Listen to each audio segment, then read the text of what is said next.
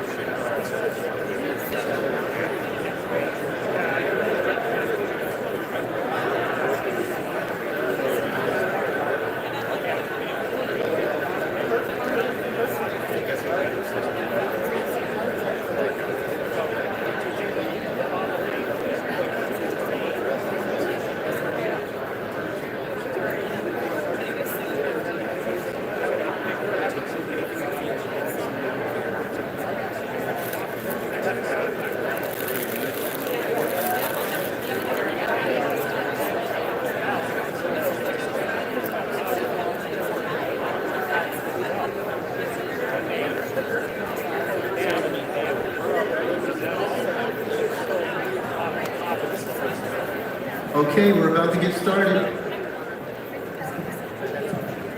Dr. Cole, Dr. Yan.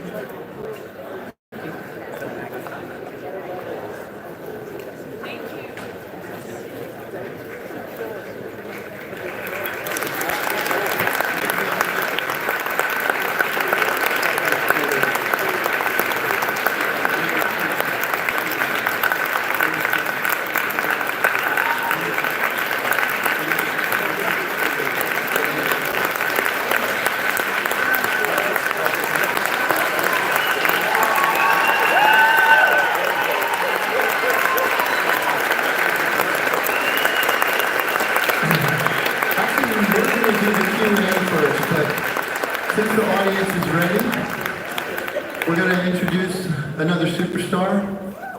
Dr. Li Meng has come from China. She's been here for the last year and a half.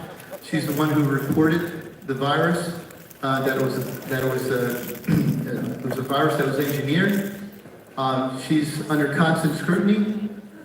She's an amazing person. She was baptized 2 weeks ago.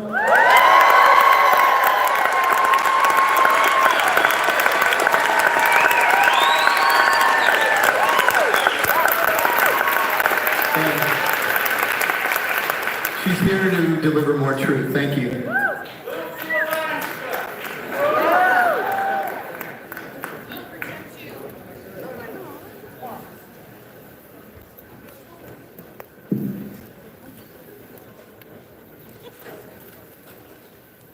Good afternoon, everyone. It's my honor to be invited to the Alaska COVID-19 Summit today. Today, the title of my speech is Origin of SARS-CoV-2, Mandates and Communism. We are always in the front line. So I'm a medical doctor and also a virologist. I have worked for over 5 years in the WHO H5 reference lab at the University of Hong Kong School of Public Health. And my research expertise includes influenza virus, universal influenza vaccine development, and also SARS-CoV-2.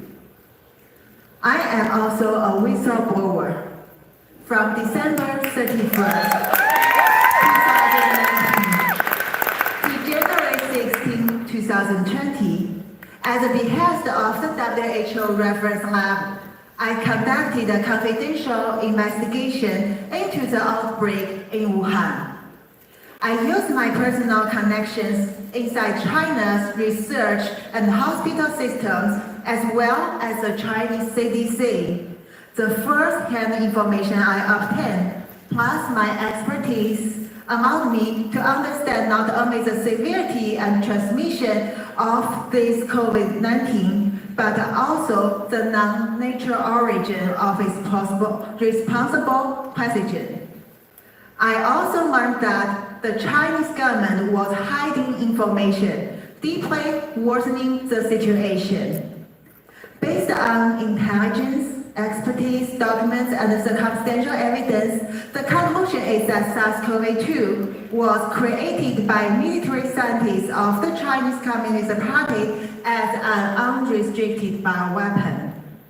Furthermore, the SARS-CoV-2 virus was intentionally released from a biosafety level 3 lab in Wuhan and caused an outbreak in the surrounding community. Around the end of 2019, many innocent people died as a result. The intentional release of the SARS-CoV-2 virus by the CCP will be covered in great depth in my future articles. And I then decide to reveal the information, hoping to create pressure from the international community that might force the Chinese government to act responsibility and prevent a global health crisis. On January 19, 2020, through the media in Chinese, I anonymously shared information that I uncovered, including my own advice on the origin of the virus. The messages were, first, The virus was created in Chinese military labs using bad coronavirus DC45 and or the XC21 as attendee. Note that it was not RATJ13 published on Nature. That one was fabricated by CCP and Wuhan scientists. And that one was submitted to the journal the day after my revelation. The second thing is the Chinese government was actively covering up the truth about the disease with WHO. You all know that, right? The third thing is there was already human-to-human transmission at that time, known by the Chinese Communist Party. And remember, at that time, both CCP and also WHO denied human-to-human transmission.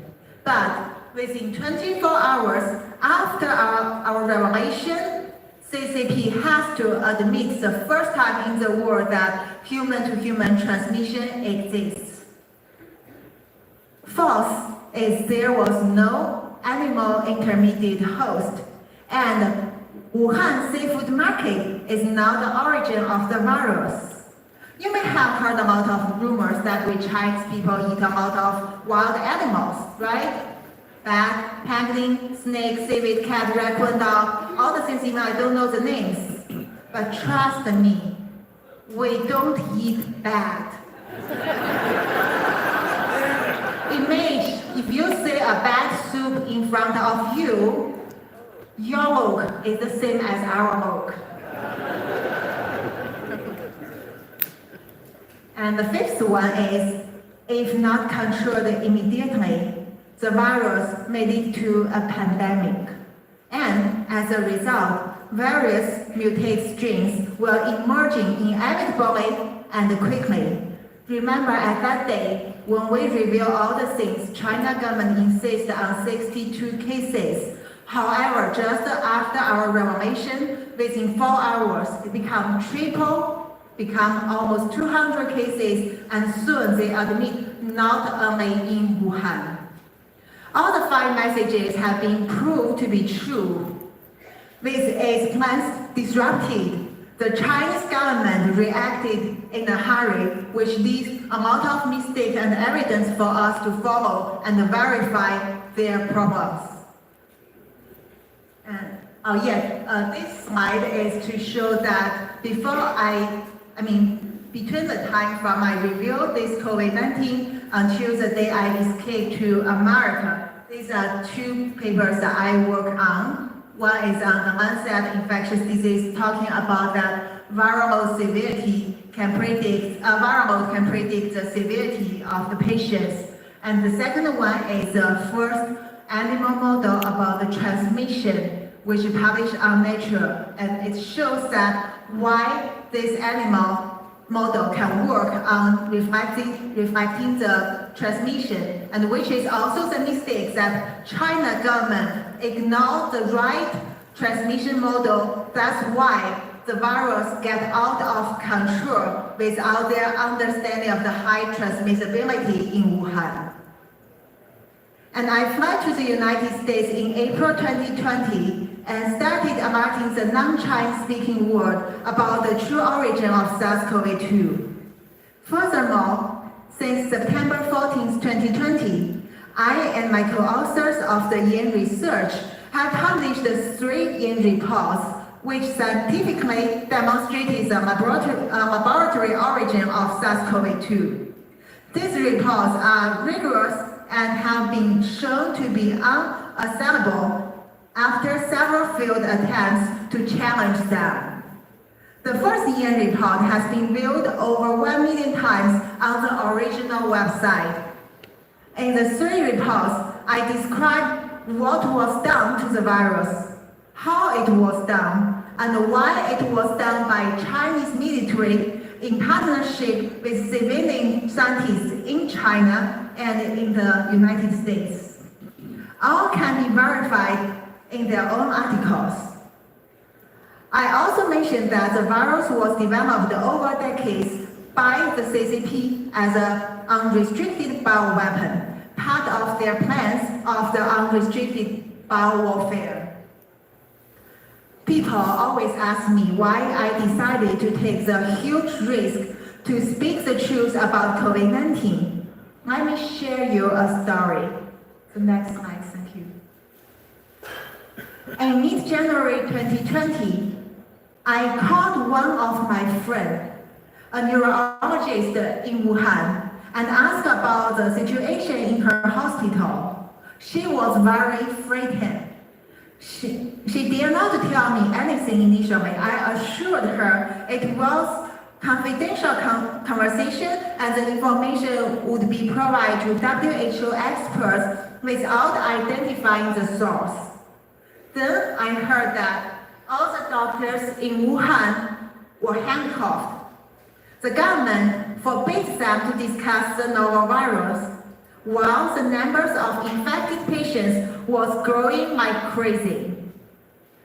There was no protective equipment for doctors and no effective treatment for the patients. The Chinese CDC withheld the results of diagnostic investigations. At that time, the Chinese government insisted there was only 47 COVID cases in Wuhan. The doctors didn't know what to do and couldn't protect themselves or their families. They were totally exposed and vulnerable. I knew that Chinese Communist regime never cared about human lives. I knew that the novel coronavirus in Wuhan is a gain-of-function product from Chinese military lab. However, when I saw the doctor and the other medical staffs were forced to expose themselves to the outbreak caused by the lab-enhanced virus, it deepened my understanding of the evilness of communism. The doctors and medical staffs on the front lines of the ongoing crisis, friends and strangers, are all treated by the CCP's cover-up and lies. I needed to find a way to help them. Second, thank you. I continue to speak out about the origin of the SARS-CoV-2 as unrestricted bioweapon and the CCP's unrestricted bioweapon program. The documents I obtained from the People's Liberation Army clearly demonstrate that the CCP has spent over 20 years studying such strategies with the goal of world dominance by 2035 or earlier. Among other CCP strategies, authoritarian mandates for lockdown, masks, and ultimately vaccines are typical tactics in communist ideology to carry out this kind of dictatorship policies. And the vaccine passports as a gateway to the CCP-style social credit system that will be happening in the nearly future if you allow it to control the United States, and you will totally lose the personal freedom.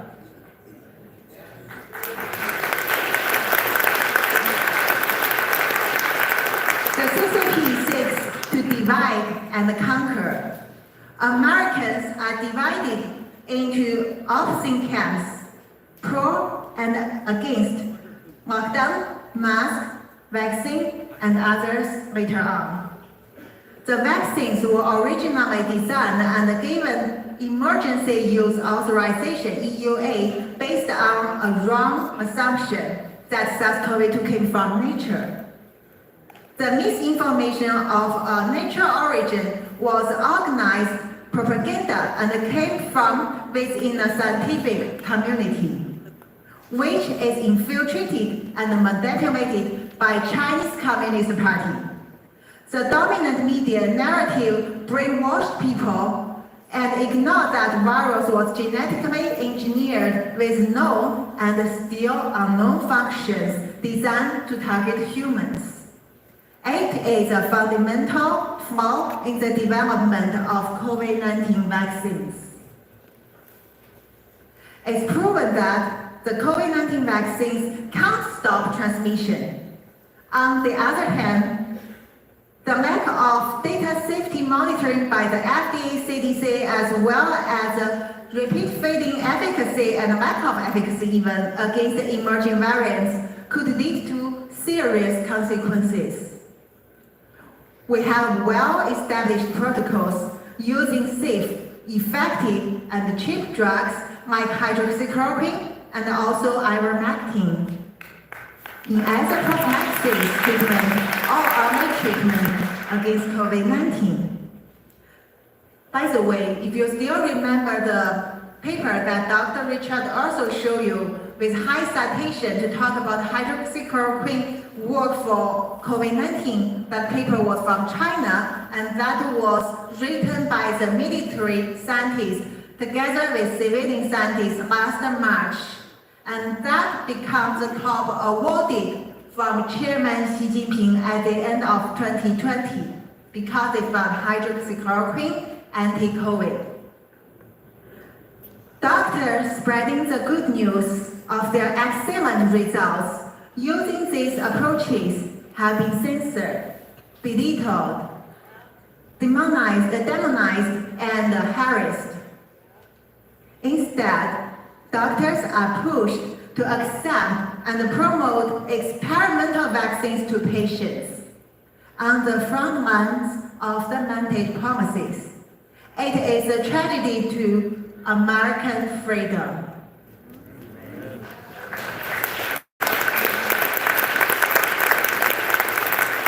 I grew up in mainland China. I know how the Chinese Communist Party controls and harms Chinese people. After living in Hong Kong for 8 years, I saw how the Chinese Communist Party regime turned Hong Kong into hell in a short time. They won't stop until America is also in their pocket and the Americans worship the Marxism communist ideology. SARS-CoV-2, lockdowns, and various mandates are useful tools to undermine the United States. One takeaway of the international report of biosafety and biosecurity published in 2020 by CCP is to further manipulate the prevention and control of emerging infectious disease using Marxism, communism ideology, combined with the technology innovation to accomplish CCP's world domination in the near future.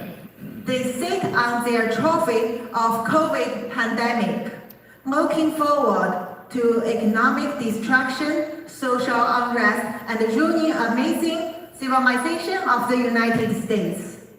We are on the front lines facing the vicious communism. Dear colleagues, I hope my speech has provided you better insights into the real danger we are facing. It is neither a joke or conspiracy theory. This is the truth. In the eyes of Chinese communism, doctors and medical staffs are always on the front lines of being expendable. For the security of our families and future generations, let's fight together for freedom.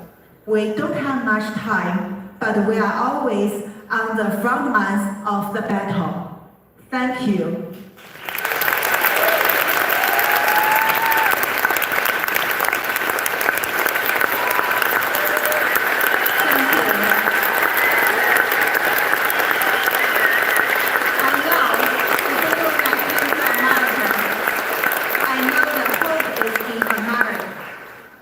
Chinese people are totally controlled and surveillance by the government.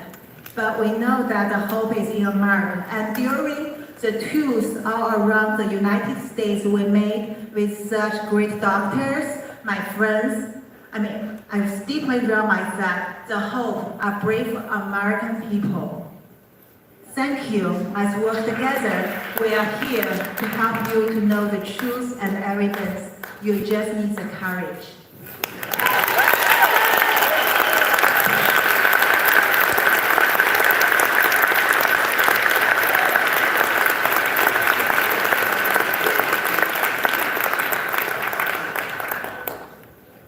Great, she's amazing. The truth and courage. I think that's something we all need.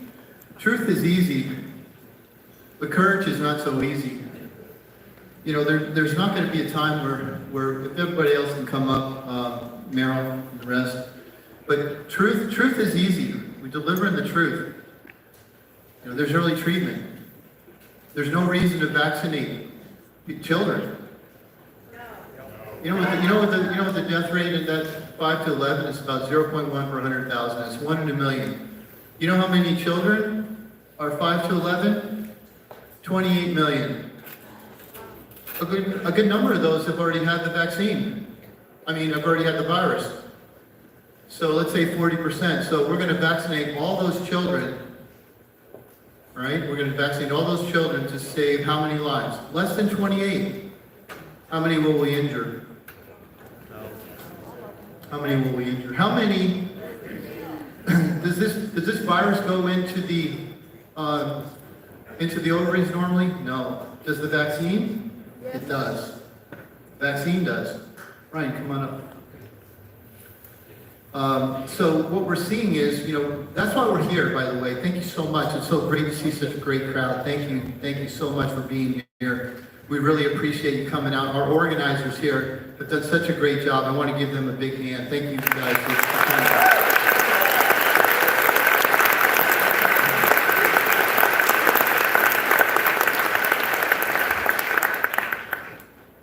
So I am the John Nolte, and I am part of bringing the people up here, but this is really a God thing. I mean, in 2 weeks, we have this sort of a group of people turning out. It was about 3 weeks ago, I was in Pittsburgh, and at the AAPS, the American Association of Physicians and Surgeons, the oldest medical organization in America, a good, solid, Christian, independent doctor, purpose for that organization. And I encourage all the physicians to look into it and see if you might not want to join that. But it was at that meeting that I heard these guys, and if it hadn't been for Richard here, he reached out and gave me his business card and said, you know, if anybody up in Alaska wants to hear this, give us a call. And if it wouldn't have been for that, this wouldn't have worked today. So I'm really grateful. I also want to especially thank Michael Chambers, David Morgan, and Ray Creed. They were instrumental in putting this together at breakneck speed to get this out. And my family, my wife, Julie, Melissa, and in fact, the real reason we have this today is because my daughter, Melissa, just wanted to give Dr. Malone a big hug, and I hope she gets that chance. One other thing, I want everybody to know the high school coffee team came in. They're out in the lobby there. They can make all kinds of coffees if you want, and they came in this afternoon to provide that service for you. And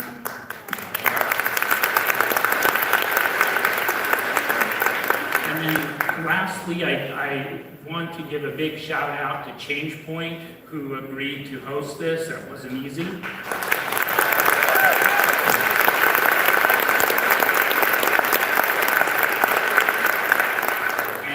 And I want to say the reason I had my mask on is because I made that agreement when they agreed to allow this place. I said I would honor their wishes to wear a mask. That's my business philosophy. Do what you say you're going to do. So that's what I have to Thank you, John. Yeah, we met there in Pittsburgh, and literally he turned this around, put this together, and it's been one of the finest meetings I've ever seen. Thank you, John. Big hand for you. Appreciate it.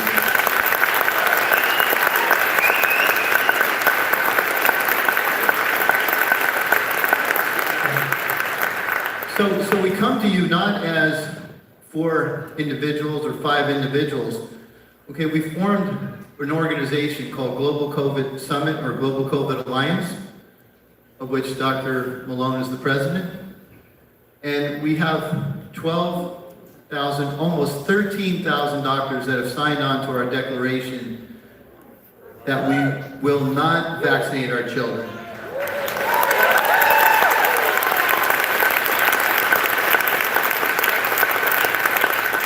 So we're not coming as individuals. You know, he's the architect of this. He's got his fingerprints all over the messenger RNA and actually the adenoviral vector technology. So we come to you with several different messages. As I said, we will not vaccinate our children. There's no reason to vaccinate our children.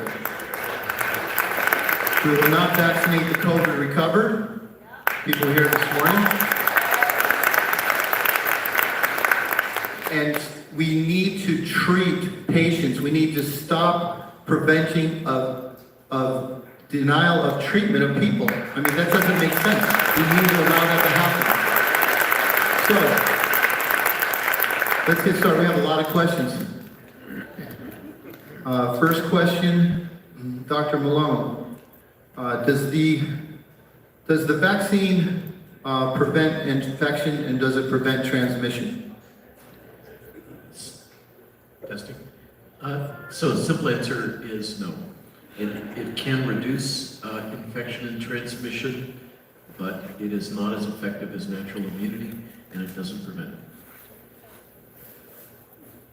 So I think everyone needs to take that message home, okay? Because think about this. How do you create safe places if it doesn't stop transmission and it doesn't stop infection? How can you say it's going to make the school safe? Does it actually, are the numbers almost equal at this point? You're saying the infectivity in the unvaccinated versus the vaccinated seem to be similar, that it's getting worse for the vaccines over time, it's getting more like the unvaccinated, and depending on how long it's been since you've had the vaccine, essentially the effectiveness of the vaccine in preventing infection is approaching 0 if you took the vaccine many, many months ago. Who's carrying higher viral loads? Are there studies showing? Yeah, so the data is still a little fluid, but it looks like there may be higher viral loads in the vaccinated. So does everybody realize that the higher viral loads are being from the vaccinated? That's because they don't have secretory IgA that's allowing the virus to replicate more easily in the nasal pharynx. So Dr. Cole, does the vaccine, you just addressed this earlier before these people were here, but does the vaccine create T-cell problems that may affect cancer and may affect potential for other viral infections? The simple answer is yes. It's important to recognize that these are experimental shots for which the humans were the animal trial first, and now we're starting to do animal trials on this human vaccine. We know that there are certain type of receptors, they're called pattern recognition receptors, toll-like receptors, and studies out of the Netherlands and studies out of other labs have shown that after the shot, your innate immune system, that's your T-cell response, your macrophages, your dendritic cells, your little Pac-Man gobble-up cells. Anyway, those are altered, and these receptors, number 7 and 8, they're responsible for fighting off herpes family viruses, HSV1 and 2, mononucleosis, a couple of other viruses, even HPV in the cervix that you get pap smears for, some innocuous little bumps called molluscum. All these viruses are normally kept in check by your T cells. After the shot, your body's ability to recognize these things goes down. That's science. It's not misinformation or disinformation, it's plain and simple information. Toll-like receptors number 3 and 4, these other pattern receptors that are responsible for training your T cells to fight off and keep cancers in check, guess what? Those are dropped as well. So the answer is, we are seeing the signals that it's absolutely happening. It's in the medical literature, Moderna especially with shingles outbreaks. We know it's happening, and there's tons of anecdotes now from oncologists reporting cancers that they keep in check easily that are going off like wildfires in their vaccinated patients. These are early signals. I see it in the laboratory. We need to do bigger studies. It's concerning. Thank you. Dr. Nass, why are doctors recommending the vaccine so strongly? Doctors are accustomed, there's a lot in minutes. So if you're a primary care doctor, as many of you are, a practitioner, there's a lot you're supposed to know. And so there's no way you can sort through the literature. Only specialists can do that. So we have to read broadly, but not deeply. And therefore we believe the experts, and historically they told us the truth, or so we thought. So I've paid attention to the FDA and the CDC and the NIH for decades. But over the last few years, I've realized that they have a political agenda. I'm lucky, I'm different than most doctors because I chose, I'm a contrarian, I guess. I chose to look into anthrax vaccine 23 years ago and found it was a mess, and found that the federal government spent probably $100 million to create false literature, bullshit studies, and to publish them to try and support its program. That's what happened. So I knew it could happen. Then I moved to an area with a very high rate of Lyme disease, and I found the government was again lying about chronic Lyme disease. We had hundreds of chronic Lyme patients, and according to the CDC, they didn't exist. I then, of course, learned about autism and vaccine injuries and found the same thing was true. So I was a little suspicious about pronouncements from federal agencies. But I have to say, when this started, I realized something was wrong from the beginning because, like Dr. Yan, I knew this was a manufactured biological agent. There weren't any viruses that acted like this. This had too many homologies to human tissue. There was too much sort of built-in autoimmunity. The purine cleavage site shouldn't have been there. And there are other things about it that were clearly different. So I started paying attention, and I actually dove into the primary literature on the way the CDC defined cases, the way cases were counted, the way hospitals were reimbursed for different treatments, all sorts of things. I dove deeply. I looked at the primary sources and the numbers, and I found lots of lies. I wouldn't be saying this in front of you if I hadn't really dug down and proven it to myself. And no one, who else can do that? I basically gave up most of my patients in my practice and thought this was big and I had to spend my time on it instead. Other practitioners are busy. They don't have time.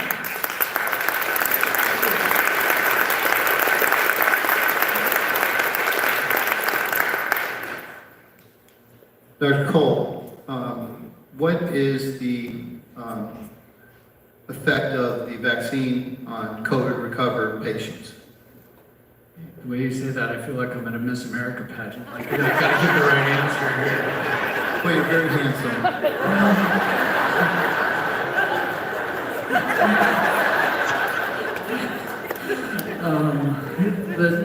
The interesting thing is when you get the shot, you alter the immune response. Now, this is data that just came out from the UK last week. If you want really good data, you go to the UK, you go to Israel, you go to Iceland, you go overseas where they have national health reporting systems. Problem is, if you've had the vaccine and then you get COVID, the virus has 29 proteins. So you can make antibodies against all 29 if you've had a natural infection. If you get the vaccine, you make them against the spike only. So in a broad natural infection, you want your body to remember the whole enchilada. No, just not that little spiky part, the whole thing. You get the shot, now you narrow the focus of your immune response to the spike. Now, this is also a thing called antigenic sin, where the first thing you're exposed to is what you remember the most. So if you get a shot, and then get COVID, you're still going to have a narrower immune response from an immunologic point of view. Speaking as someone who has PhD research in immunology. The problem is, if you had COVID, and then your doc says you still need a shot, hogwash nonsense, that's against all immunology 101. You're immune to all those proteins. A natural infection, like I mentioned to the group this morning, a vaccine mimics a small portion of a natural infection. A natural infection is the broad thing. You don't want to weaken that broad response. If you get a shot after a natural infection, you are narrowing your immune response and suppressing a lot of the immunity you've built up to a lot of the other proteins, and erasing portions of your T cell memory to those as well. It's not all about the antibodies, it's your T cell memory as well. These are things that should have been studied before these ever came out onto the market, and we're pushing these studies forward willy-nilly and messing with the immunity of a COVID-recovered cohort of people. There aren't two groups in our society. There's not the vaxxed and the unvaxxed. There's the vaccinated, the unvaccinated, and this magical golden ticket group called the COVID recovered. And they should have no masks, they should have access to everything, they should be free society members with no problem, because guess what? You have the whole world.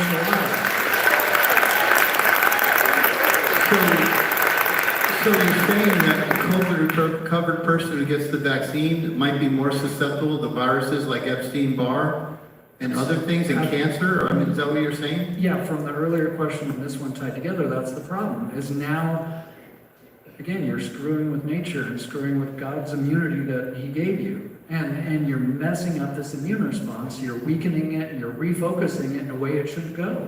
Do we have evidence for that? Yes, we do. Well, yes, we do. Yeah, no, there are plenty of articles. Again, the UK data on that, and then New England Journal of Medicine, Moderna on the other viral breakthroughs, and then on the cancer side of things, in my laboratory, we're already seeing an uptick in two types of cancers: women's health cancers, endometrial cancers, and then melanomas as well. Now, I just put together a study with two other labs, so we have about 150,000 patients to review between the three labs. We're going to try to get a couple other labs and see if we can get this up to 500,000 or 1 million patients to review so we can see the signals. I'm already seeing some of it, some of my colleagues are seeing some of it, the oncologists are seeing some of it, the radiologists are seeing some of it. So we have broad reporting that's happening, and we're going to put the scientific data together as a large group. Great, thank you. So change gears here a little bit. Dr. Fauci, sorry. Just wanted to say, there is a little bit of, okay, thanks. Just wanted to say that, okay, if you've already recovered and you get vaccinated, not only do you get no improvement in immunity, you also have more risk than a COVID-naive person would for the side effects from the vaccine. Yeah, papers, Dr. Kemmerer, Dr. Rao, Mathudius, there's multiple published papers that show this. You're at much higher risk to get a shot. You should screen before vaccine. If you have antibodies, if you have immunity, you don't get that shot because you put yourself at higher risk for hospitalization and complications.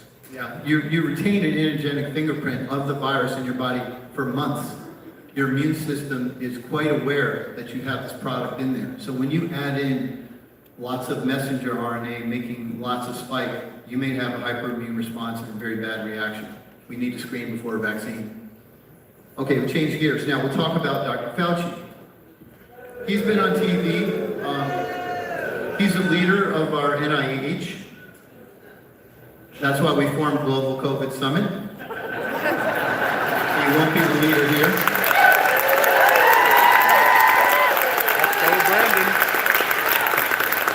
But I challenge you, Dr. Yan, to tell us, he said that this is a natural virus.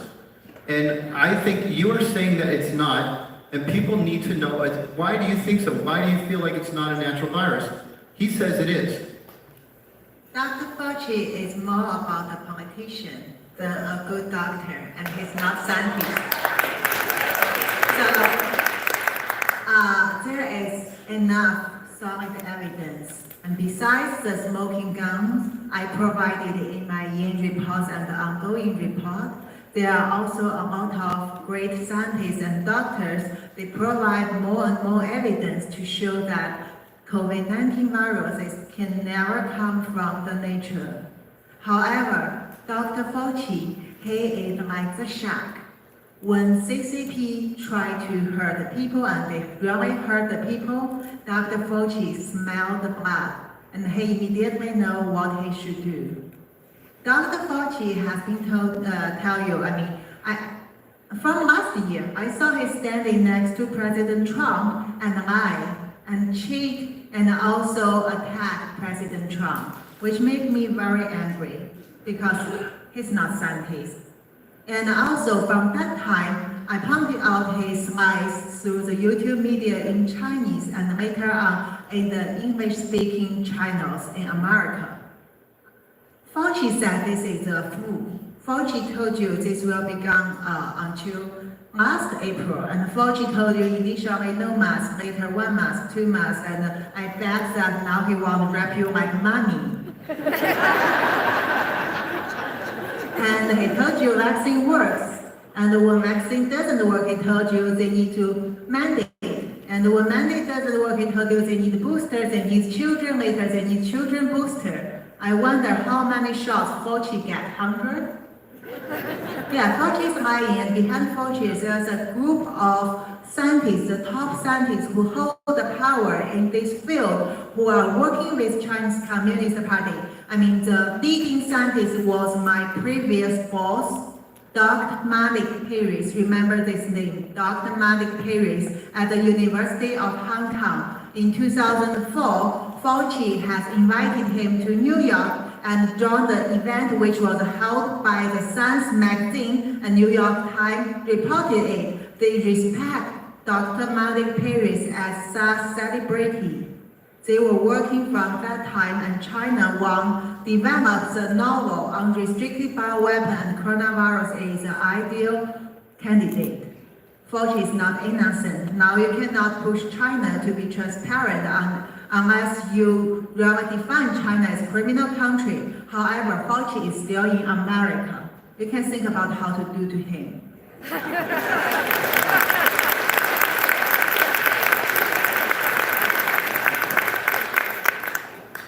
So not only that, but Fauci funds a tremendous proportion of the biomedical research here in the US and around the world. And Jeremy Farrar, who's the head of the Wellcome Trust, also funds a big chunk. And the two of them masterminded the cover-up of the lab origin of this virus. And you can read it yourselves because there were Freedom of Information Act requests that revealed Fauci, Farrar, Francis Collins, and a group of international virologists set up a conference call to develop fake scientific papers to claim that the origin was natural. And Fauci edited the paper. It was partly written by people from Wellcome Trust. The first author was Christian Anderson, and it was published in Nature Medicine online in February and in the print version in March of 2020. Thank you. So for those of you, this is an engineered virus, no question about it. Who engineered it? A lot of people. The United States helped, other countries helped, China was in on it. This is an engineered virus. If you think otherwise, we'll go back and we'll talk to Dr. Yan again later on today. Now, for Dr. Malone, we're hearing from our president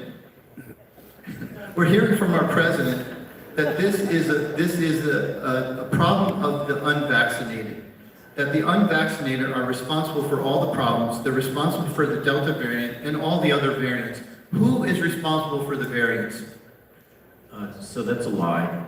I'll just say it. that what's fascinating, so there's a whole program that's been set up in France and the United States that looks at the variant strains and their evolution. It was funded by the Bill and Melinda Gates Foundation, so they're a little biased in how they interpret the data.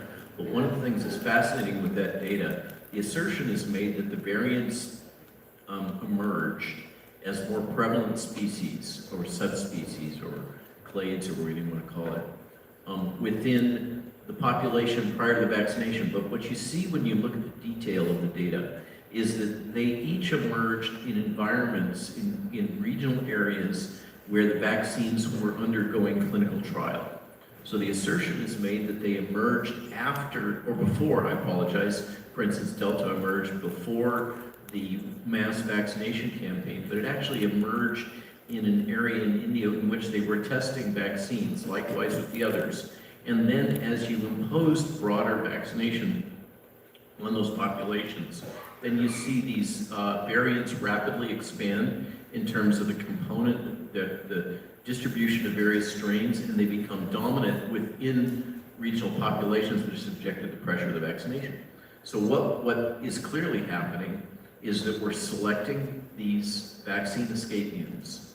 They're originating in regions at a time in which vaccines were originally being tested, and they're then becoming the prevalent strains within the overall population of viruses within geographic areas as you begin to deploy the vaccines. So what we're now seeing with Delta and then Delta Plus, that's going to come at you this winter probably, is increasingly effective escape from the mismatched vaccines, as Dr. Cole likes to point out, that were originally developed against the initial strain. And as Gert Vandenbosch likes to point out, what we are doing by mass vaccination is deriving virus strains that are highly efficient at escaping these vaccines, these spike vaccines.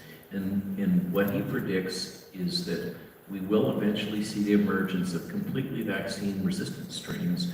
Who's going to be damaged from this? It's probably the very high susceptibility groups that we most need to protect. We most need the vaccines to protect the elderly and the high-risk individuals, and those are the ones that are going to suffer the most from these vaccine escape mutants. Have I answered your question? Yeah, I just want to follow up. So in a natural respiratory illness, there's usually a trend towards more infectivity and less lethality. What are we seeing here? So it's still unclear to me that whether we're seeing that or we're seeing emergence of more virulence under the pressure of the vaccine. This is what the veterinary virology exemplar called Merrick's disease predicts. And as Gert likes to point out, the difference, a lot of you may say, well, this is counterintuitive, okay? Polio vaccine works, smallpox vaccine works. These are vaccines that are deployed in an environment, and mumps and measles vaccines work. They work when they're deployed in the absence of widespread pressure from virus. When you try to deploy these things, and Merrick's disease in chickens is the case study, when you deploy them in the face of an ongoing pandemic where there's a lot of viral load, what you do is you select for highly resistant variants. They typically replicate at higher levels. And in the case of Merrick's disease, you can reproducibly yield a virus that is more pathogenic.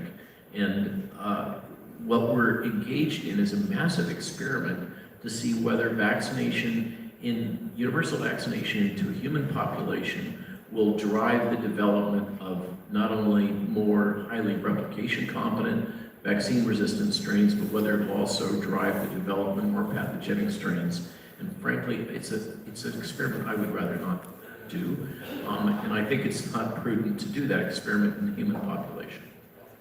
Thank you. So basically we're saying by doing this middle of the pandemic full vaccination program, we may be creating a disease that gets out of control.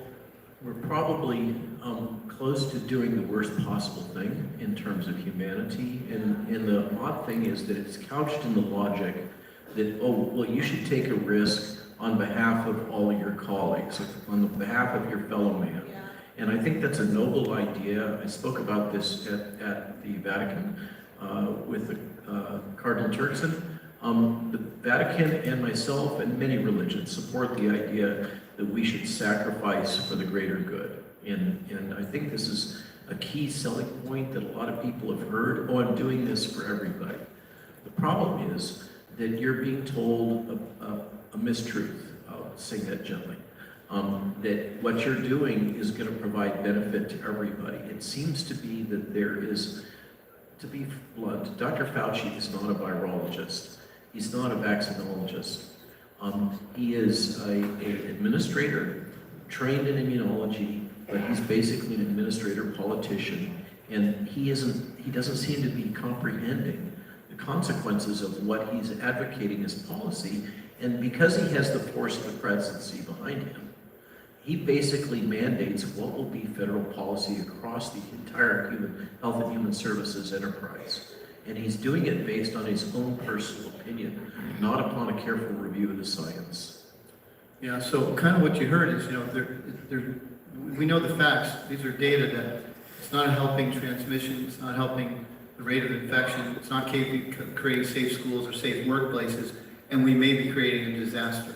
That's what you just heard. Can I comment? Yeah, of course. So the other thing I get concerned about is they're pushing a shot that doesn't prevent acquisition, doesn't prevent transmission, doesn't prevent disease, and doesn't prevent death. So is that a vaccine or a therapy? Well, if it's a vaccine, it's a very poor one at best because it's to the legacy variant, the original variant, like Dr. Malone pointed out. We're now onto the Delta variant.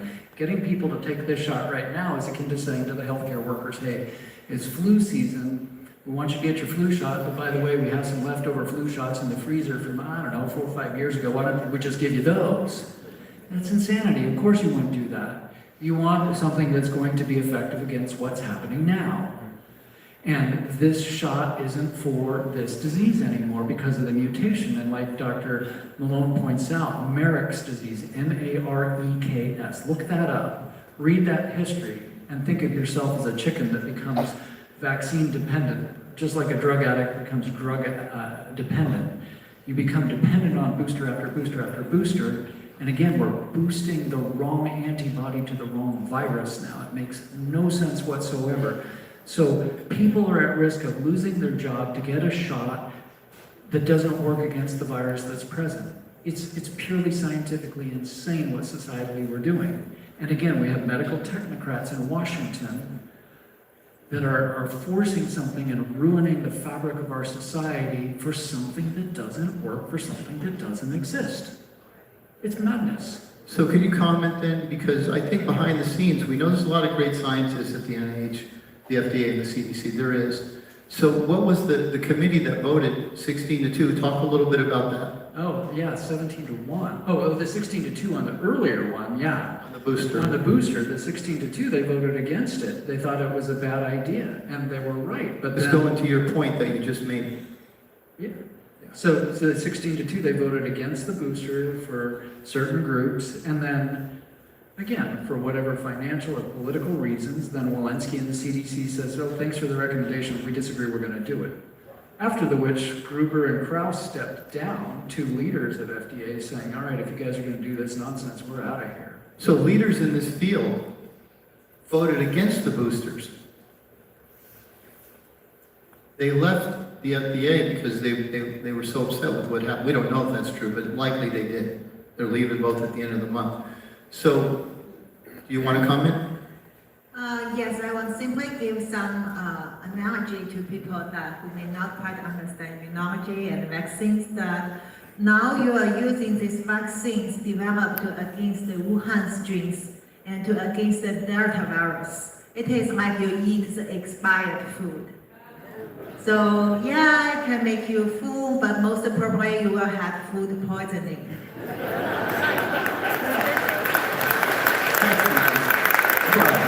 All right, let's transition away from that a little bit. So, does anybody want to tackle? I've seen quite a few pregnant women in my clinic, and they are universally being told, you need this vaccine. If you get COVID, it's going to be worse. What do you say to that? I promise not to tackle pregnant women. is one of the few drugs that is recommended in pregnancy.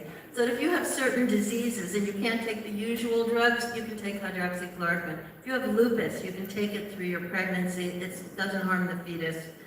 There is safe treatment for pregnant women if they get COVID, whereas we think the CDC is, we know the CDC is messing with the data. They published a complete crazy paper in the New England Journal earlier this year talking about pregnancies when almost all the pregnancies had not been completed. They presented data in a very misleading way, and they did have to add what do you call it, erratum afterwards, explaining that they had presented the data wrong. But you couldn't, but the way the paper was written, you couldn't figure out whether it was safe in pregnancy or whether it was killing a lot of unborn babies. And the reason the CDC did that was so they could immediately then justify, now we have data and now every pregnant woman should get this vaccine. There is no good data. Dr. Malone is going to comment, but I want to say this. I mean, come on. Hydroxychloroquine, that's one of the most dangerous drugs around. I mean, come on. Do you guys know all the side effects of that drug? Do you know? I love this, tell them. I use it for prophylaxis for over So, 1 year. it lowers the cholesterol, lowers the glucose, lowers the hemoglobin A1C, decreases the rate of stroke, heart attack, pulmonary embolus, decreases chronic kidney disease, helps your bone health, improves atherosclerosis, improves insulin resistance. There's now 96 clinical trials at clinicaltrials.gov. You can look it up on your phone for hydroxychloroquine and cancer, mostly against solid tumors. So it's an anti-cancer agent through its autophagy inhibition. All right, it's antimalarial, antiviral, anti-inflammatory. Those are your side effects. That's one dangerous drug.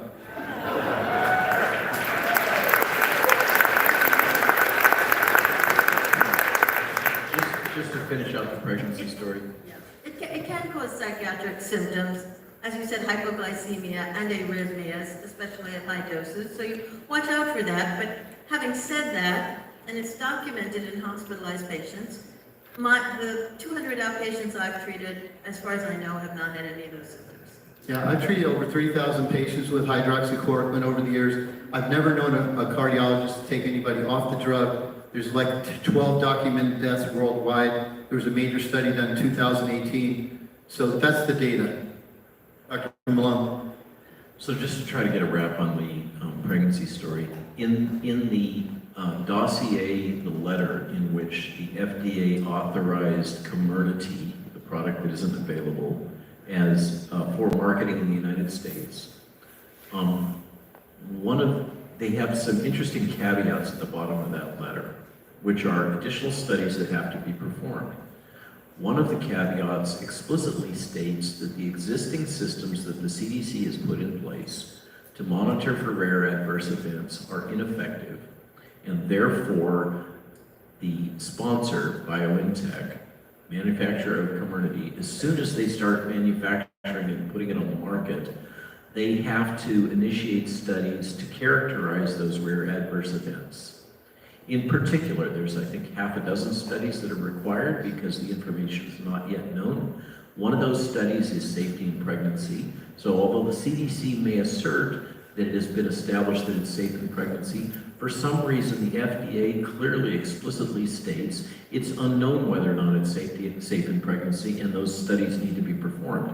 In addition, the FDA explicitly directs BioNTech to perform safe studies on birth defects because the effect of the vaccine on birth defects is not known. Furthermore, the FDA explicitly directs the BioNTech, manufacturer of Comirnaty, to produce study data, prospective, rigorous study data on safety in pediatric population because the safety in that population is not known. So the rule, this is, I get these questions, why are you saying all these things, Dr. Malone, against your technology? I don't understand, I'm so confused. You must have some ulterior motive.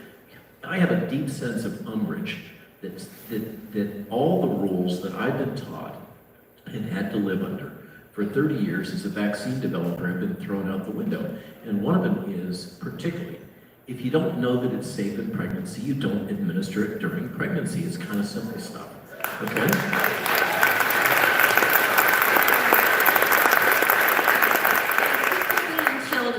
Children are a protected class, according to the FDA. They can't give informed consent. You have to prove it's okay. And in fact, they created a law that pharmaceutical manufacturers can get 6 months of essentially extra patent protection if they test their products in children. So yes, this came up since 1990 something, and FDA has told Pfizer that in order for it to get this extra 6 months of patent protection, it needs to test the vaccine in children down to 6 months, and then under 6 months. So FDA basically is asking Pfizer to damage newborns to get extra money, patent protection. Yeah, let's go further with that. So the recent study for 5 to 11 was actually done on 750 children in the control group, 750 in the group that received the vaccine. A total of 1,500. That's 750. Vaccinated, 750 control in the initial group. Okay, 1,500 vaccines, 750 control. Okay, so basically that study didn't show any benefit. How did they get that passed? Ryan, you want to answer that? Yeah, it's easy. You have 7 people with ties to Pfizer on the FDA board that's voting on it. So did these kids have severe COVID? Did they have the sniffles? What did they have? No, if you read what they said, they're like, decreased symptoms. Now, you heard all the other studies in this past year, decreased severe COVID and hospitalization. But because kids do so well with this virus, kids aren't little grown-ups. Kids are kids. They have different numbers of receptors in their nose compared to adults. So children age 5 to 11, they're pre-pubertal. They haven't developed these TMPRSS2 receptors. They don't have as much ACE2 receptors. They don't bind and replicate as much virus. They also have T cells in their body that clear virus like that. And they have these little hand grenades in those T cells that blow up infected cells. Far different than adults. They have this innate T cell immune system, far different than our adaptive adult. We still have an innate, but not as strong as kids. So kids don't get severe COVID, and they survive COVID at 100%.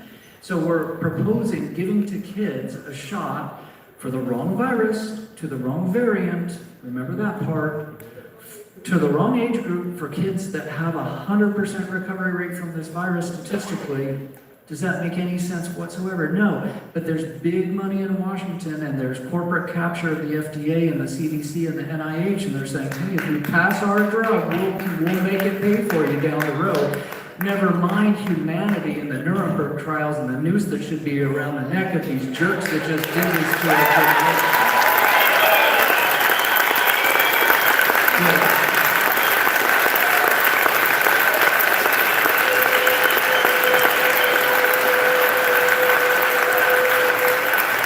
I'm going to take exception to that, actually. I take exception to that.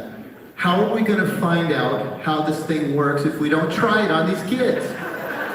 Well, and that's what the editor of the New England Journal actually wrote. He's like, oh, we've got to figure out whether it's safe or not. We'll just start trying it on the kids. Inconceivable. All right, so Previously, we did it in the lab using mouse. Exactly. You do animal trials for a long time. And we all know that if we use a mouse age less than 8 weeks, that means they are not adult. So you cannot mix the result with the adult mouse. We did it to mouse before. Somehow now they make human. Yeah, you don't make the kids the mice. You use the mice for a long time, and the hamsters and the ferrets, because they have similar pathology. Now all these animals are waiting for our results. They are. Dr. Malone, you want to add to that? I just wanted to emphasize something that Ryan said, because he said it really quickly. Okay? The editor of the New England Journal of Medicine, what used to be the bastion of academic integrity and honesty, is making this statement that we don't know the answers, so we have to go ahead and start jabbing the kids. outside of a clinical trial, by the way. We've heard all of this, oh, you have to have randomized clinical trials, blah, blah, blah, okay. Evidence-based medicine is not sufficient. And here we've got the guy who's the head, by the way, recently appointed head of the New England Journal, basically saying, well, let's just throw out the rules and start having kids and see how it goes. The whole system, soup to nuts, is broken. And I don't know what happens next when we finally get through this. What has happened to the medical system that I grew up with, that I was trained in, the bioethics that I had drilled into my head year after year after year? It's all been thrown out. I'll say it now because I've been saying it on podcasts. We're in a situation in which the government is lawless. The law no longer Yeah, the term for that, I've heard the term you say before. I've heard you say regulatory capture. What does that mean? Can you explain that? I mean, I don't get what that means. Okay, so there's folks here that are in the aviation industry. Everybody remember the 737 MAX? Okay, 737 MAX is a super example of Boeing having captured the Federal Aviation Administration. Another great example is Monsanto and the USDA. All of these agencies have a dual purpose. It's to promote the industry and to regulate the industry. But there's a lot more emphasis, funding-wise and political-wise, on the promotion of the industry rather than regulation of the industry. So we have over multiple administrations now. USDA is headed up by former senior Monsanto people. Okay? Then we get down to the FDA. FDA has an amazing revolving door. It's well understood. You work there for about 5 years and then you get out and you make big bucks. You basically triple your salary by going to work for the pharmaceutical industries. In the case of the CDC, we have a situation in which the CDC is also set up for dual purpose to regulate vaccines. This is part of its mission, to regulate vaccines and promote vaccination. There's a lot more money allocated to promoting vaccination than it is to regulating vaccines, which is why the CDC folks that are complaining, allowed to complain at all, are complaining that they don't have the resources in order to adequately assess the safety of these products because they're not being given the money. It's all being given to promoting vaccines. Then we move up the food chain to the Hill, to the Senate and the House. And in that case, we're generating massive amounts of profit in the pharmaceutical industry, and they're turning it back on our legislators. I don't know how else to say it. The integrity of our legislature at the federal level is compromised, full stop. And so you have these things like Jenna Woodcock that's still in charge at the FDA, even though she's supposed to be gone by now. She never had a full appointment, has had this long history of things like with OxyContin, promoting commercial interests in the back of the pharmaceutical industry over safety of individuals. So regulatory capture is this process that is incremental. Industries work on it from year to year. And for instance, in the case of the FDA, there was strong industry lobbying that you and I shouldn't be having to bear the burden of the costs of regulatory oversight of drug products. And the pharmaceutical industry successfully convinced Congress that all of that cost burden of regulating them should be shifted back to them. So it all went to fees.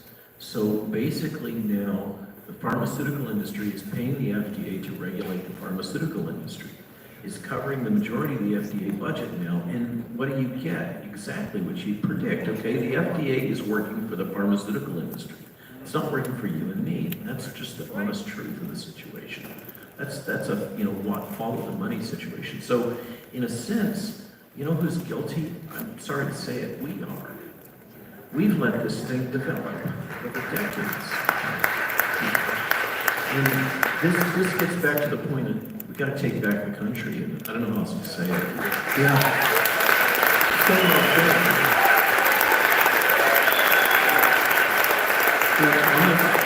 I said this morning. Dr. Malone came up with a tagline that we have to think globally and nationally, but we have to act locally. It's up to us. They're not coming. They're captured. Our Senate's not coming. Our Congress, our courts may not come. it's going to be tough. We're going to have to act locally. And you see all the concentration, all these things here are all about the vaccine. Why is no one asking about early treatment? I hardly have any questions here. Does early treatment work? Does anybody want to answer that?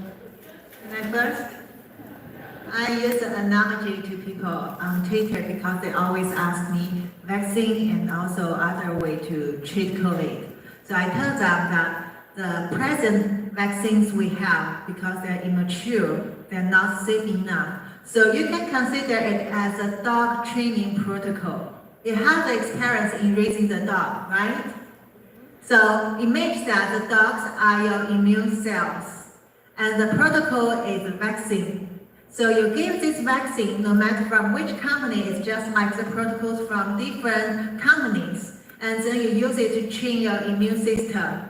And the dogs, these cells in your body, actually, some are smart. They got this protocol and they learned it. So these are called neutralizing antibodies. You use it to defeat the virus. Some are stupid, they don't learn anything. And this is very individual. So that means you have some dog doesn't work, sits there watching everything, don't do anything.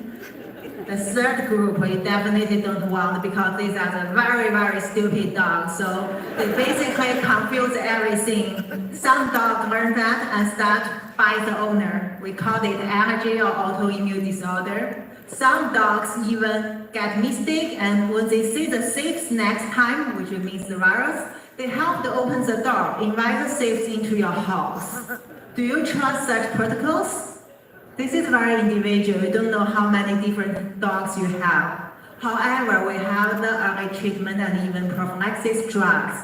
These are like, you don't use the dogs, but you build the fence, you build the iron gate, and you put surveillance system, and you have the alarms. You have so many mechanisms in front of your door to protect you. So which one is better?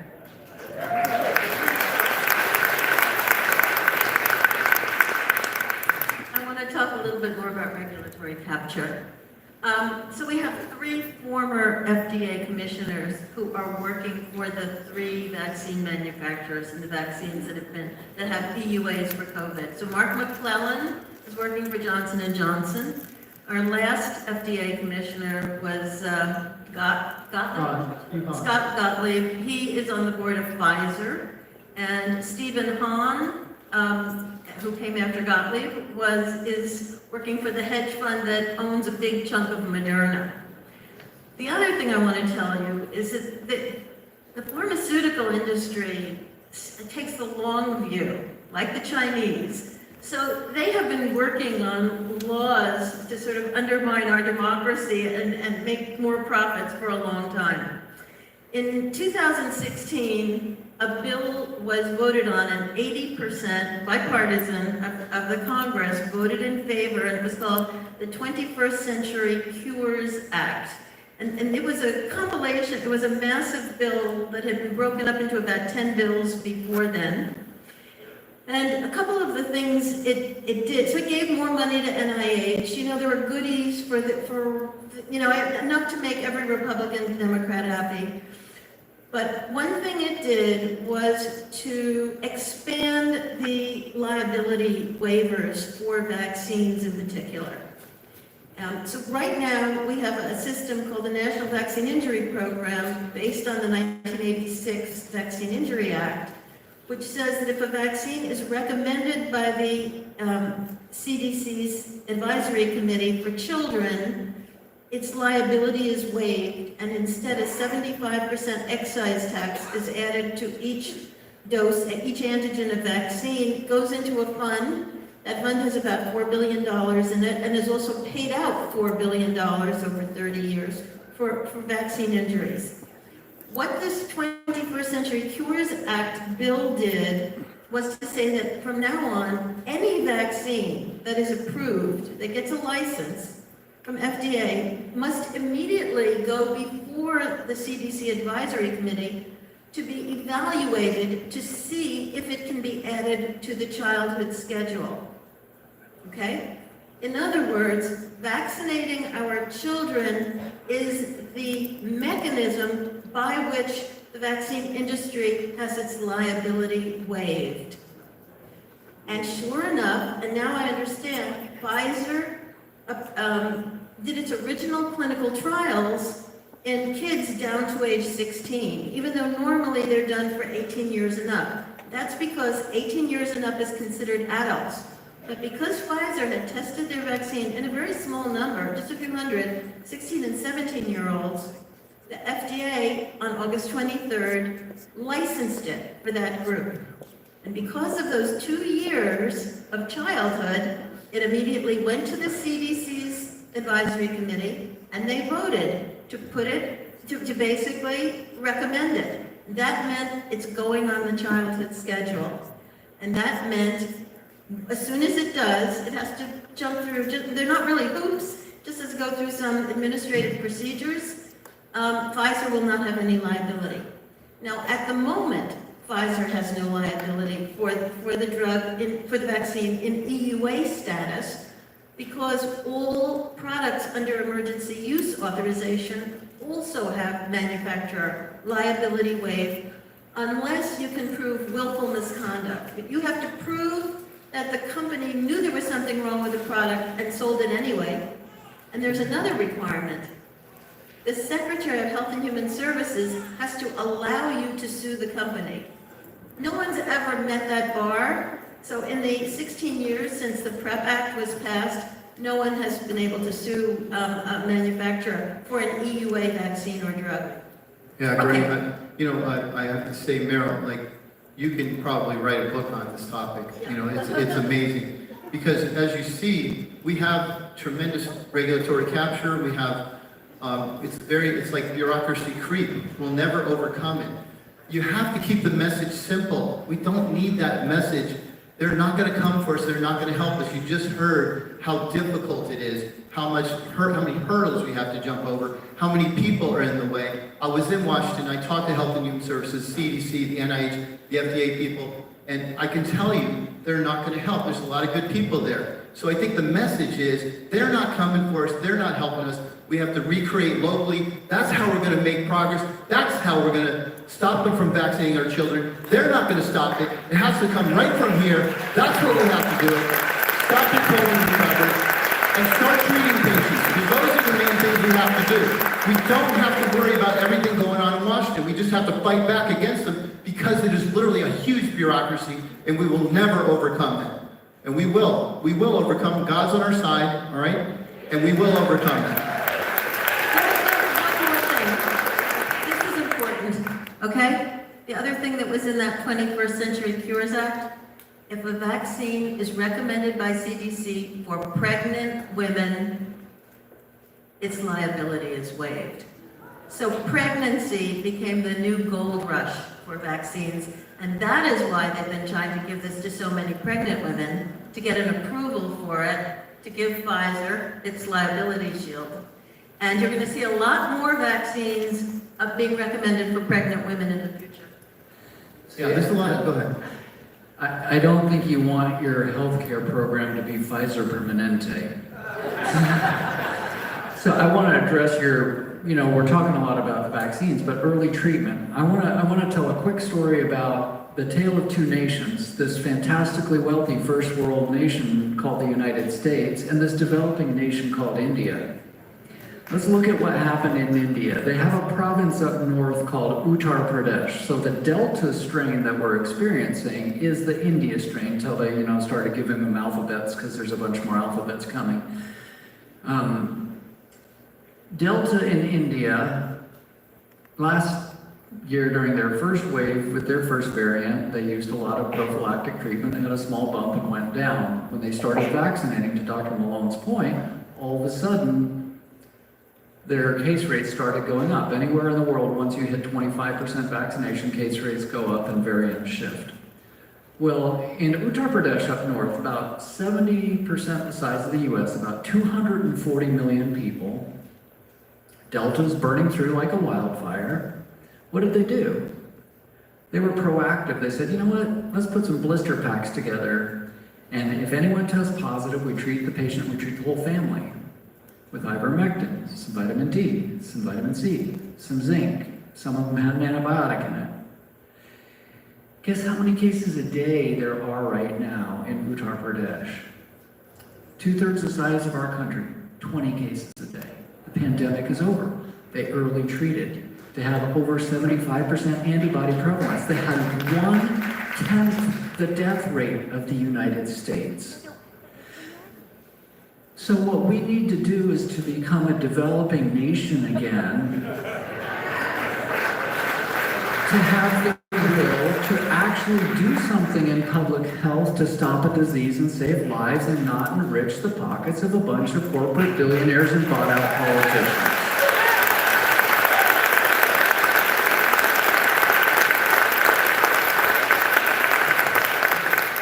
So I just wanted to riff off of Merrill's kind of deep dive into the PrEP Act and the 21st Century Cures Act. There's another clause that's embedded in there that pharma got stuck in.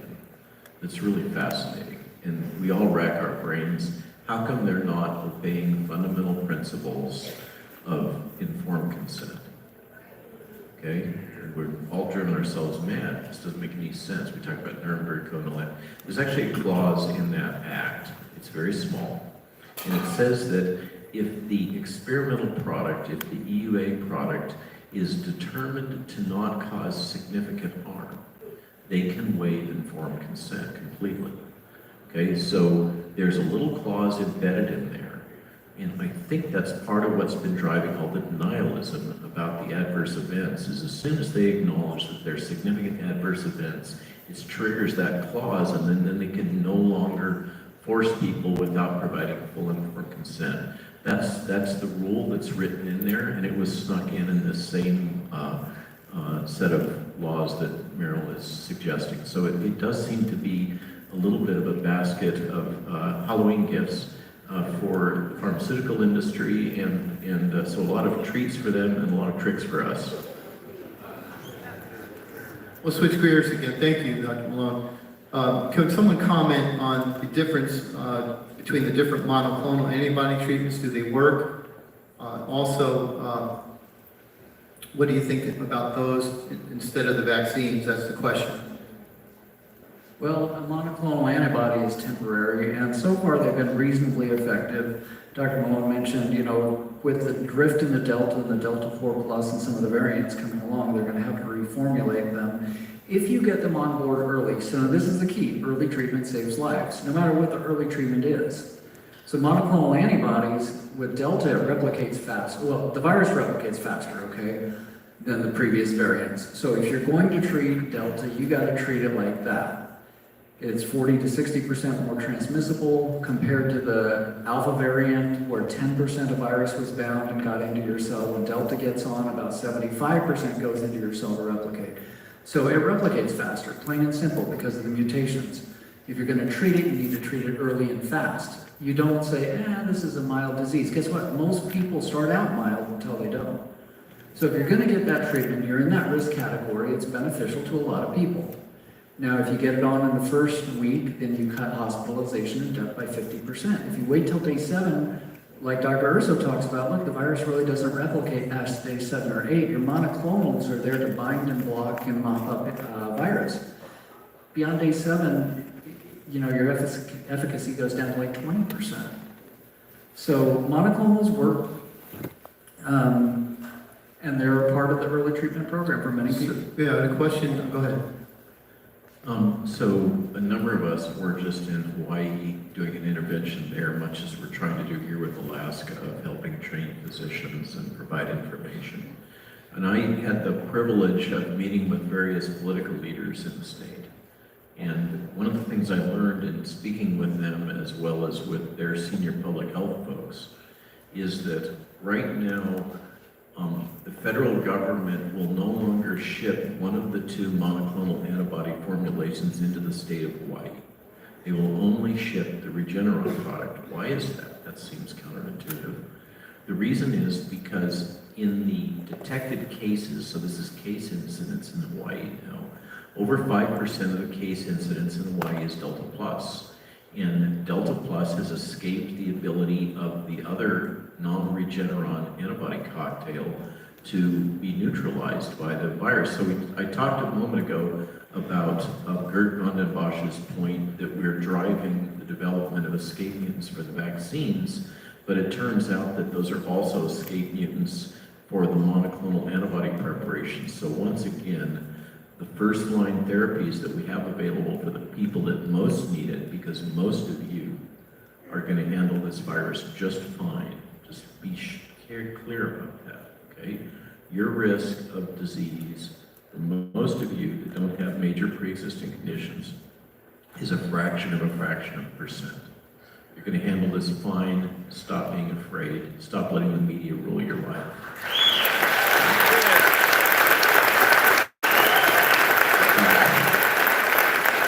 But this is a clear and explicit example with the monoclonals that we're having evolution of virus variants that are escaping the immune surveillance even by these monoclonal antibody cocktails. In that regard, some of the people just asked, I'm just reading one here, but they had the Delta variant, and shouldn't they get the vaccine if there's going to be a new variant? Do you want to answer that, Dr. Malone?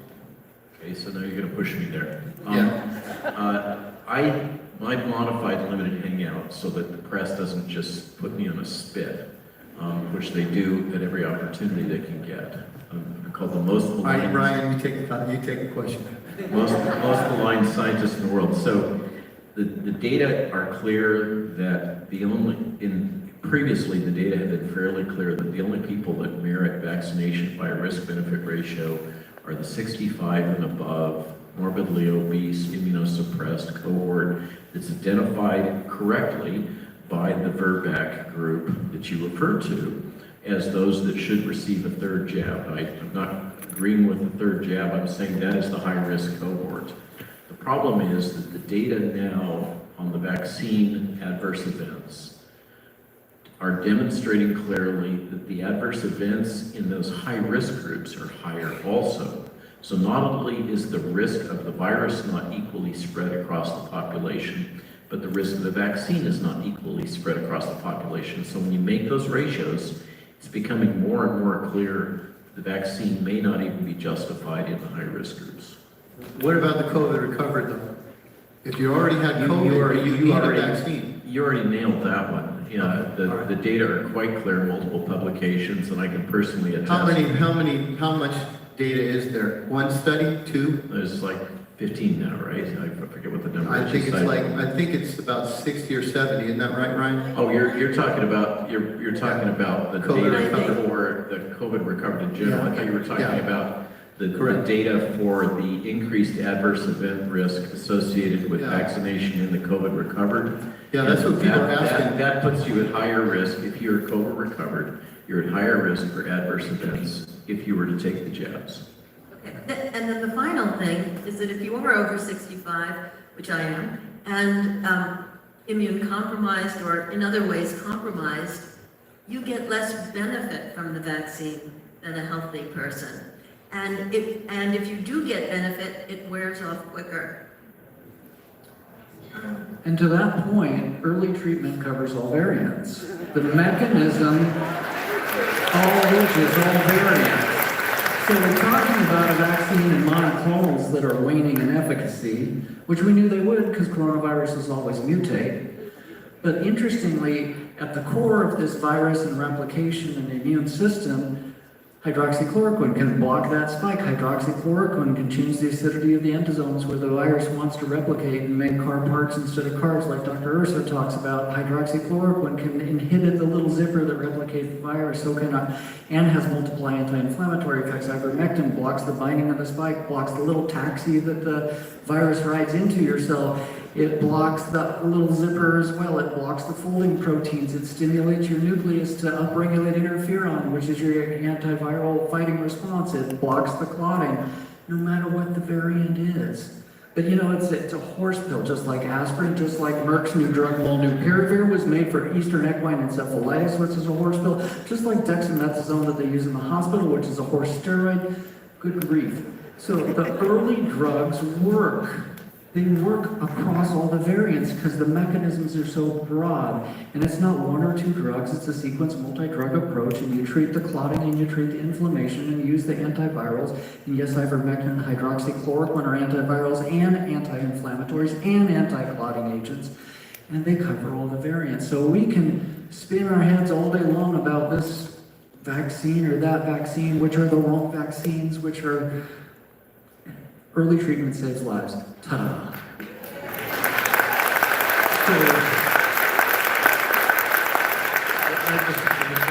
I want to underscore the comment he just made.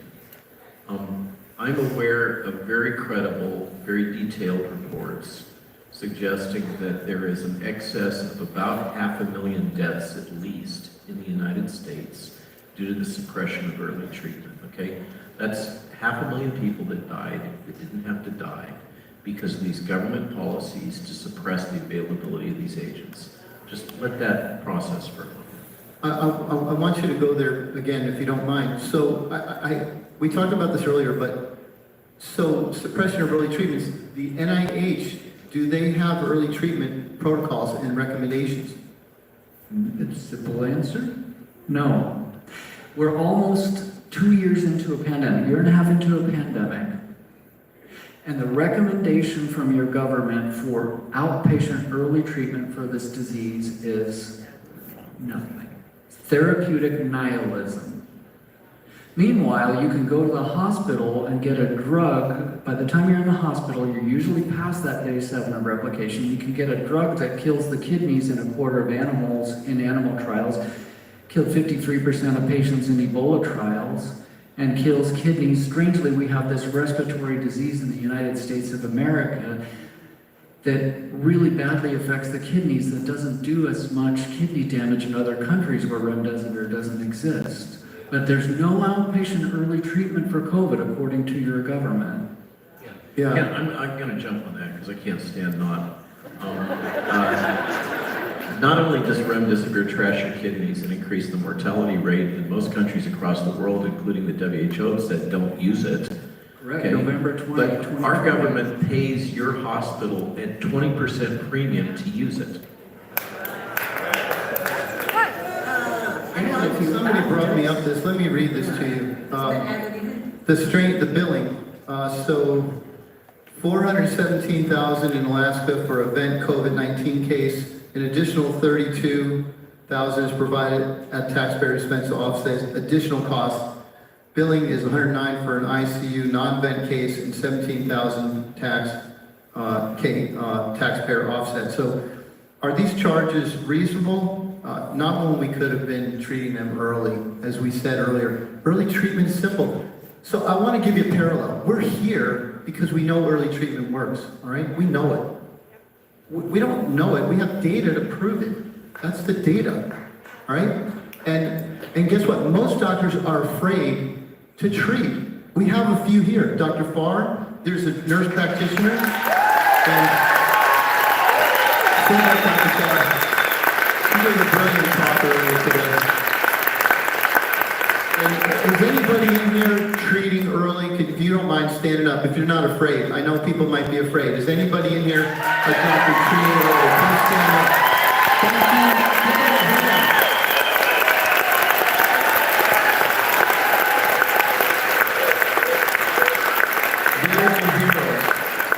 There's your heroes. But they are heroes. They're getting attacked, all right? But so are you. You're getting attacked. You're being told to take a vaccine that you don't need. You're told to take a vaccine that your kids have to have when they have a 0.1 per 100,000 chance of dying from it, which is 1 in a million. It's insanity. So we all have to be heroes. All of us in the room need to be heroes. We're going to take a couple more questions and then we're going to go to our talks. Somebody asked, is ivermectin livestock, is that okay to use? Nay. I love it. That's a great answer, all right. You know, there are human formulations available. There's an online pharmacy. I mean, don't take people are desperate because doctors are afraid to prescribe one of the safest medicines on the planet Earth. 12 adverse reactions out of 4 billion doses given in the last 40 years, okay? That's how safe this is. WHO's list the most essential medicines on the planet Earth because of what it does. We've known for over a dozen years it works against RNA viruses. There are human formulations. It is a human medicine. It is safer than aspirin. Aspirin kills 3,000 people a year in North America.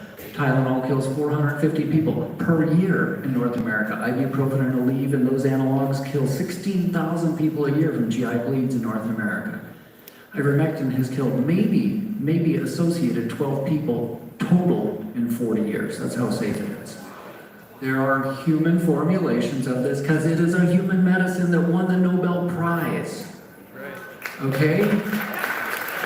You don't need to join Wilbur and take his syringe. I'm gonna rip off this and talk about something I haven't talked about before in any of the podcasts. I used to have weekly meetings with 3 top officials at the FDA on a routine basis as this outbreak was developing. And 2 of them were strong advocates for ivermectin based on the data coming out of Latin America. And we were talking about this all the time. And we did a deep dive into the internal FDA databases looking at the safety of ivermectin, and we couldn't find any signal there that was significant for ivermectin toxicity. Then all of this push suddenly came down through the Office of the Director of the FDA about suppressing ivermectin, and they were completely confused. They had no idea, and they couldn't find out why there was all this push coming down to suppress the use of ivermectin and to provide all this signaling that it was toxic, because it wasn't in the data and they knew that it was effective. And these are people that sit in the office of the director or the office of the chief scientist, and they were completely confused about why this was happening and it made no sense at all. Okay, so this has been known within the senior ranks of the FDA that this messaging about ivermectin toxicity was false. It's a false flag, and the only explanation that I can come up with, or they could come up with, is again regulatory capture. There's some external force that has caused the FDA to provide this messaging when there are no data to support it. Thank you. It's in the NIH's table. If you look up NIH table 2E, there are 3 antivirals listed. Remdesivir, we already know when to and not to use that based on its danger. Ivermectin, listed as an antiviral under study. They took a neutral stance after Dr. Corey and Dr. McCullough in front of the Senate. Number 3, nitazoxanide, which is an antiparasitic and antiviral that's been studied. So when somebody or the media lies to you and tries to gaslight you, just like Dr. Malone was mentioning, you know, there are forces at play that are trying to gaslight you and using a safe drug.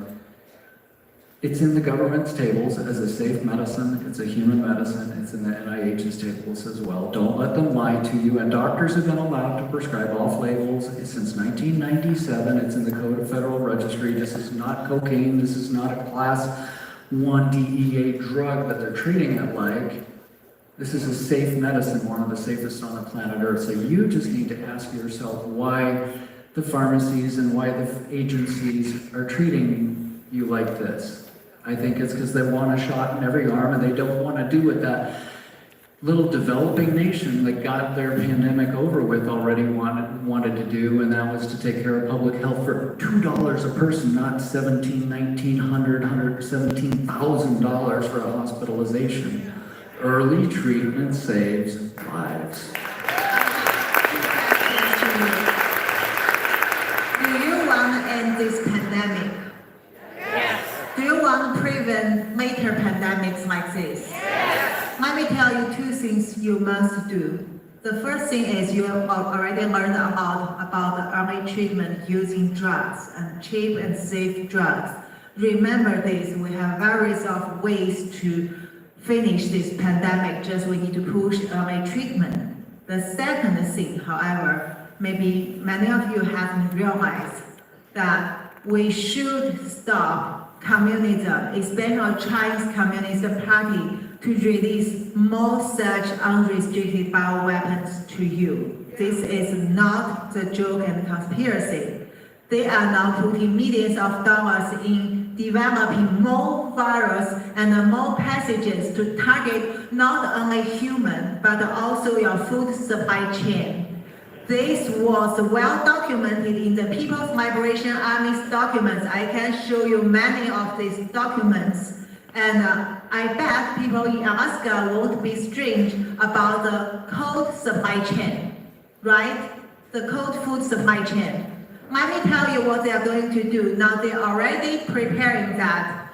They will target your cold food supply chain because they can claim that virus or other pathogens come from America or other countries through the ice went into China.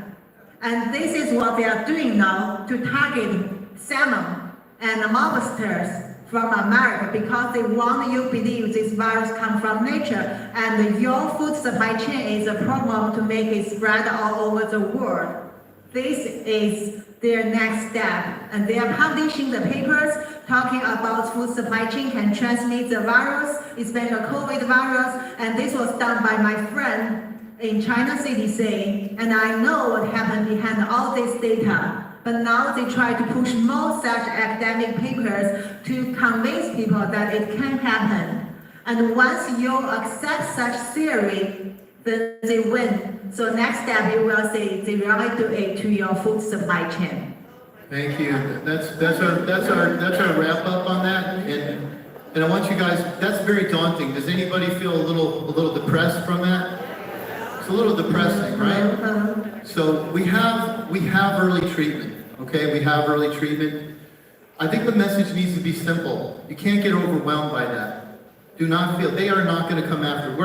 God is with us. You have to believe that God is going to help us. So we can't get to the point where we feel like they have overwhelmed us. They have taken us over. This is not what's happening. This vaccine is not safe for many people, okay? It's not.